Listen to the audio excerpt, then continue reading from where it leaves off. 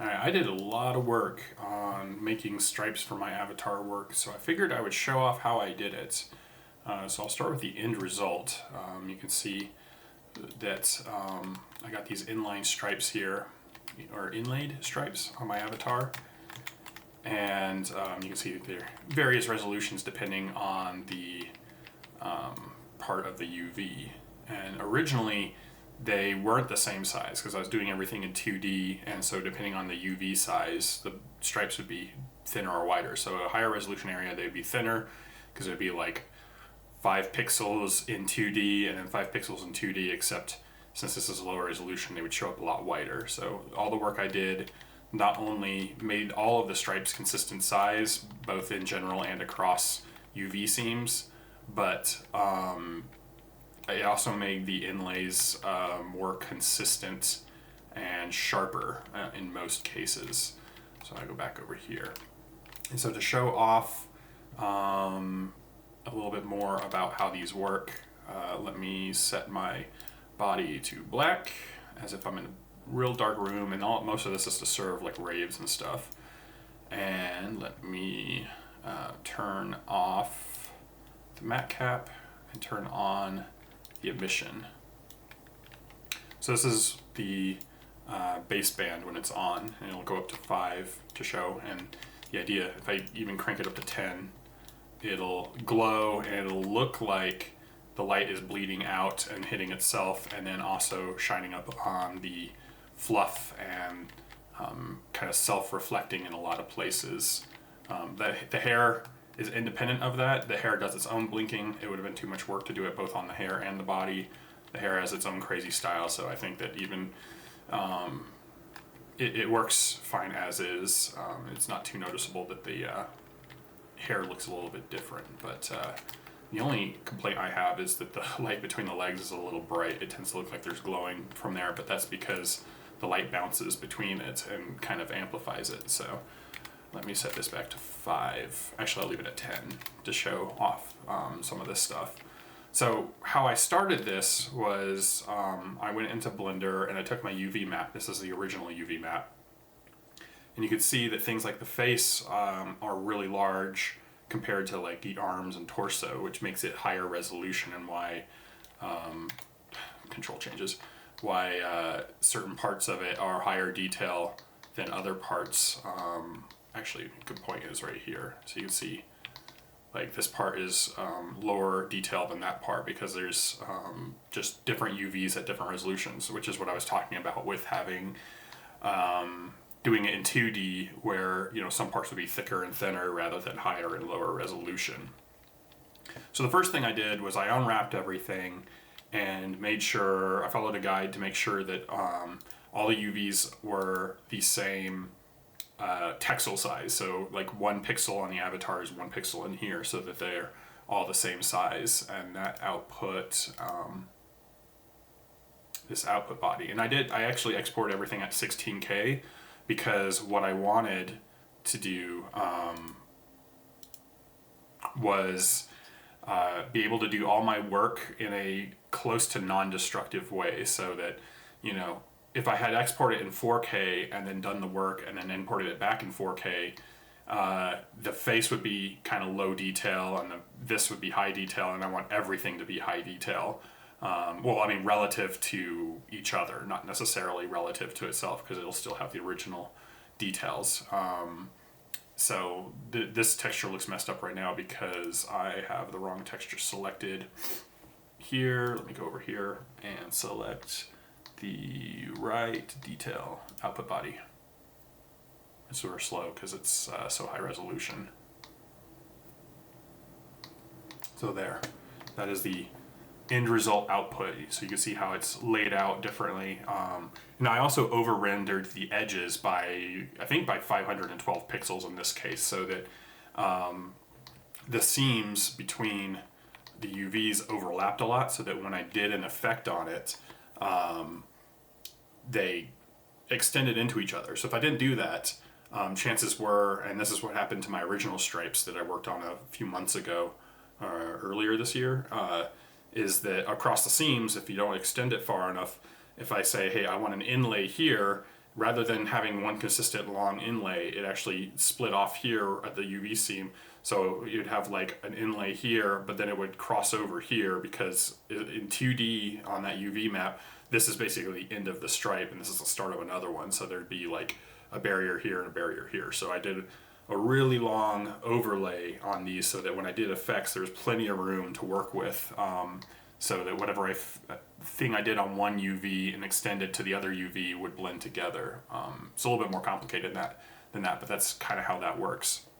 So I made this model to specifically, or I made this Blender project specifically to render these things out. So basically now that it's unwrapped, I bake it to this output body texture here, which then I bring into paint.net, and I started off with, and I actually ended up recreating my mask, because the original mask that was on my avatar, the black stripes, they come out as white as masks, and they weren't crossing over the UV seams right. Like there were little lines in them, making it harder to work with. So I just redid the mask entirely based on the black stripes that are on my avatar, because if the painting didn't cross over the UV, if it was white, then there'd be little black stripes. Whereas if they're black stripes, or little black like lines in them when it crosses over UV. Whereas if it's black stripes, if there's nothing painted there, it's black anyway, so it's not a concern generally. So basically all I did, without going into a ton of detail, is selected all the black areas, excluded things like the eyes and other stuff that got captured in there, and then extracted that, which you can't see here. Let me do this. So I extracted all the black areas and then filled those black areas in with white, which creates the interior areas on some of the stripes, which I then turned to gray with black inlays to help make it so it doesn't stand out as much. So to show that in Unity, that is this area in the middle here, so that it's kind of a little bit glowy in the middle, so it's not empty. I thought that would look pretty cool. Same with the head, a couple of other places, the tail. I might change how the tail works slightly. The problem here is that it again follows the black borders. So this was a gradient originally, and it was a little inconsistent, so it kind of comes out inconsistent here. The mask actually originally is the entire tail, these entire like little fluffs here. So that's not a big deal, but also the way I did it means that I get like the fingernails and the toenails as well. So anyway, what I did then is then I added these stripes, which I think actually already implemented. Yeah, I already implemented these. So I used an effect in here that I can't remember where it was. Oh yeah, selection, outline selection. So basically I would select the image using the magic wand, so it selected everything that was transparent on the original layer, my white layer here. So it just selected all this stuff, and then I say, hey, inline a black line, so that I have this gap on my stripes, so that these are kind of separated. And so this is just the first stripe. There's 4 layers here that go in. So this is just to give that first space from the inside and the outside, and that the inside's actually gray, so it's not as bright as everything else. And then I built up stripes on that. So let me no, don't do that. Don't draw on my image. All the controls, switching between programs. So then I have this. So this is that same outline that's over here, following. Some of this blocky stuff are things like toenails and stuff, but you can see the back pattern here like this. So another example of how the black stripes fill in. Let's see. Let me turn this off and this off.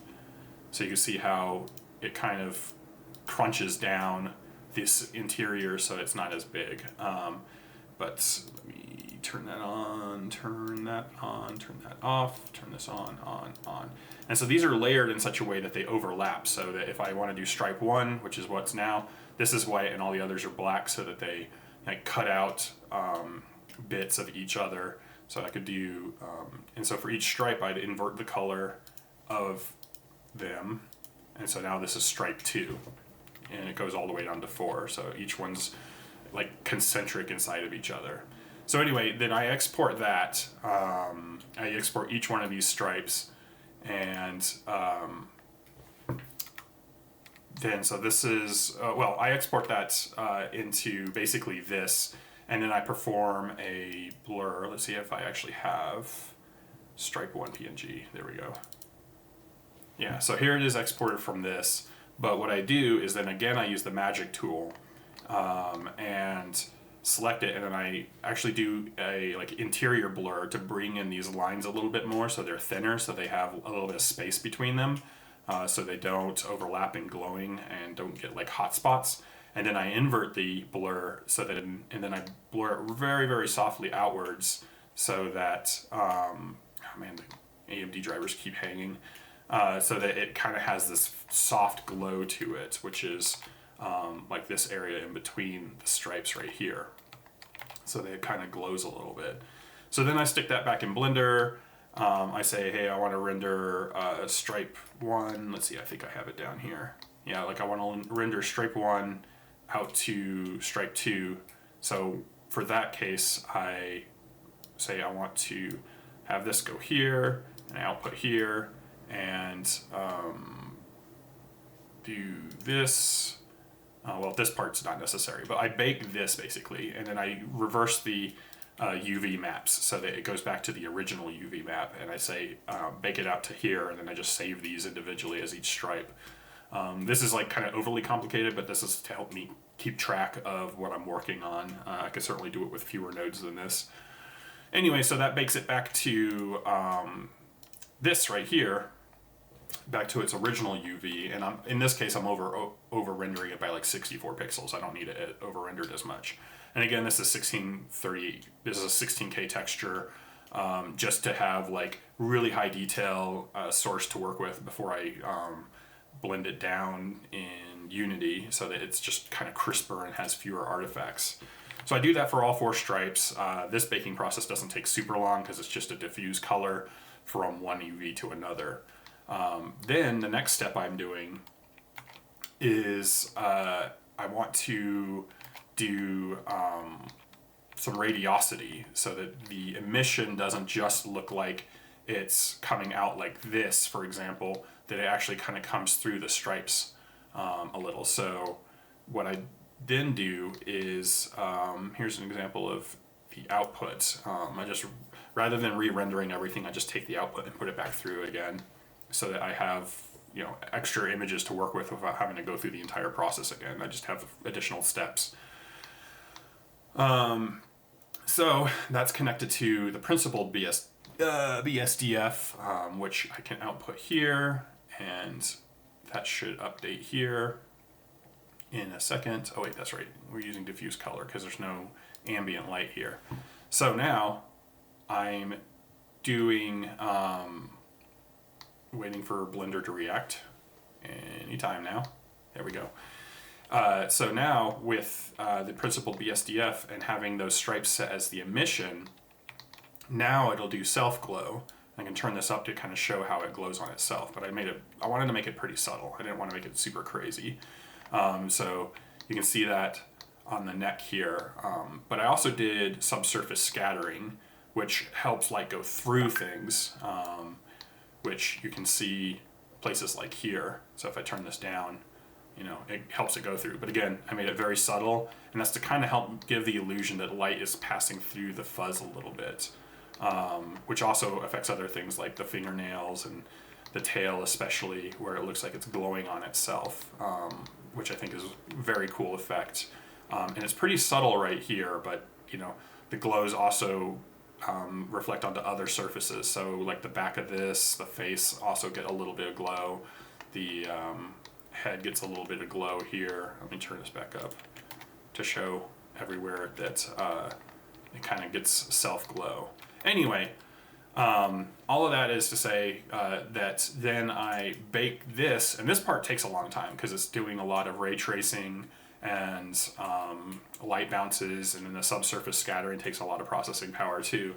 So I bake that out to a new texture. I bake this out here again, except I'm only baking it at 4K because to do all that work takes a very long time. Just to bake it at 4K using like a pretty high resolution samples so that it's not too grainy. Even that takes several hours because when I was doing it 16K at a lower lower rendering settings, it would take hours and hours and hours, like half a day or more. So this was a good compromise of letting it render for 2 or 3 hours to a 4K texture at pretty dense rays so that it's nice and smooth. Okay, so then that outputs a texture that looks like this. This is stripe 1 emissive. So these are, again, using this, the original UV comes out to this, and you can see some of the places where it glows, like on the fluff and stuff like that. So then I have to overlay this on top of this, which makes my final combined stripes like this, where I've got the original stripe, I've got some of the blur from the blurring I did before, plus the radiosity and global illumination and self lighting here. So that all comes together to make this, so that this is the blurring I did manually in 2D, and then you see the light kind of reflecting off of the fluff and coming through the fluff in places, and even stuff on the fingernails, you can see it kind of glows onto the fingers. The tail, it lights itself up, and this is where I was talking about where the legs light themselves up because the light's bouncing in between them. So I think it's a really cool look. Now the extra steps that I spent most of yesterday working on was because all of these images that I've worked on, like Paint.net only does 8 bits per pixel, so that's 32-bit images for 4 channels, and only works in sRGB, and Blender works best in 8 bits per pixel and sRGB. That means that when I output something over here, it's effectively an sRGB, which is a gamma curve. So let me make an example. So you have sRGB curves, which kind of change it to be, I can't remember which way it goes, but it kind of enhances the darks and gives more bits to darks and lights and kind of mellows out the middles. So that's like a perceptual thing, so that we see the lights like we would see them in real life, so that there's not as much banding, so that the lights and gradients and stuff look better. And leaving that with sRGB, unfortunately, caused it to really blow out, because this wants to work in linear, which means that each step is exactly like one brightness from each other, whereas when it's on a ramp sRGB, each step is like significantly brighter than the last one. So like 2 is twice as bright as 1, and 3 is twice as bright as 2. That's an example. I don't remember exactly what the steps are, but linear is like, 2 is 1 brighter than 1, 3 is 1 brighter than 2, etc. So this wants to work in linear for the masks. And if I use a sRGB mask instead of linear, then it really blows this out like this. And if I set it to sRGB, then it complains that it's sRGB. So I wanted it to be linear, and this is, and you can see how, like, even with sRGB, I get a little bit of color, like light banding here, and it's just kind of blown out. It has trouble with that. So I needed to convert that to linear. However, if I just convert it to linear, I'll focus on the stripe here, on this gradient here. If I convert that to,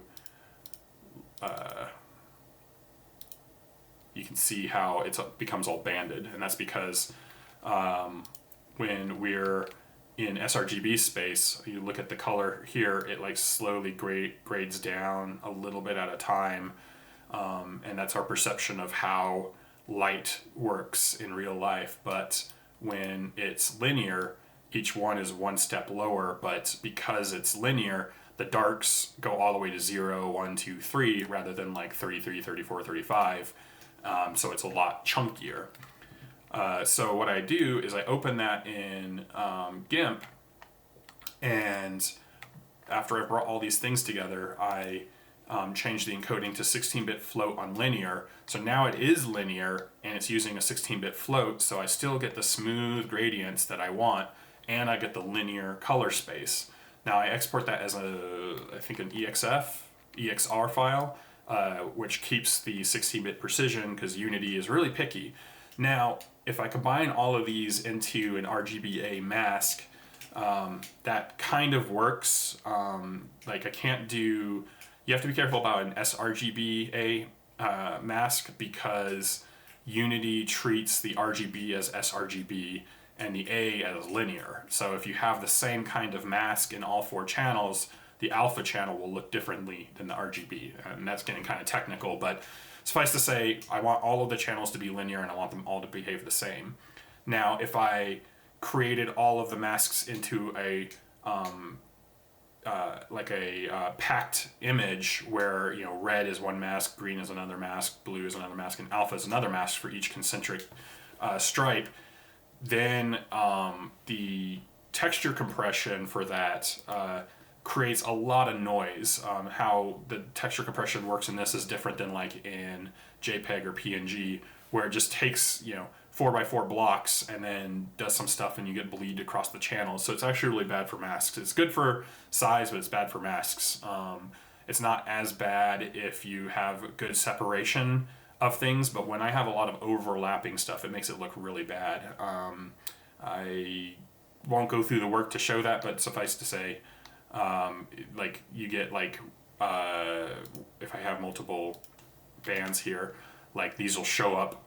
You'll get like little green specks in the red and little red specks in the green and all this other stuff that looks really bad. So anyway, so all that's been exported to a 16-bit float, and I can't pack these because I'll get that compression issue. And so if I keep it at 4K where it's nice and sharp, then I go over my budget for good, because I want to stay in good. I don't want to go to medium, even though medium's okay. Now that I've managed to get into good, I want to stay in good. So I found that having each of these as a separate image rather than layer, and in doing 2K instead of 4K, it's importing it here. And one of the nice things is if you have a really high resolution source image and then scale it down in here, it uses the Mitchell resize algorithm, which is more aware of 3D space than like a bicubic or bilinear resize method. So it just creates better results over here. So if I do 4 2K textures, that is the same size as 4 2K single channel textures is about the same size as 1 4K textures with 4 channels. And in this way, there's no bleed across the channels because they're all separate images. So in the end, they are now 4 separate images at 2K rather than one big image at 4K. And even though the stripes are slightly blurrier, I think it's actually not that noticeable. And it definitely looks better than having the chunky compression in there and the color banding because of the linear stuff. So all of this comes together to make some pretty dope looking stripes that self-reflect and look like they're glowing and all this other stuff that I'm very excited for. And this is my Christmas colors. I can go in there and change them to anything I want. I was using kind of a retro wave synthy 80s like blue and purple effect before, so probably coming out of Christmas I'll set it back to that or pick out a new color set, so I can go back into here and show what all the colors look like. And so there is, because I went down to 2K, there is still a little overlap, so there should be red and then green and then yellow individually, and then this is just kind of a white for like tinsel or something. So these all kind of come together like this, and this is kind of blown out here. It looks better in game, but if I set these to 1, it doesn't look so overdriven here. That's because that was okay. So You can see how they kind of separate like this, except in game they glow more because I set the emission to over 1. So the higher you go over 1, the more it glows, but then the more chance you have of blowout and bleed over. Anyway, so yeah, stop by when I'm in a club world or an avatar testing chamber, and I'd be happy to show this off in person because I think it looks really cool, and that was a lot of work. It took like a week of work to mostly trial and error, figure out how to get the stripes to look the way I want, to figure out how to get the color spaces to match, the gamma to match, the linear and sRGB stuff, because I was having a lot of trouble with color banding and compression issues. And then all the rendering I was doing, like I said, was to get these cool little effects on the fluff and make it look a little bit more realistic when you're actually in world. So it actually looks more glowy and not just like stripes on my body. So yeah, that's all of that.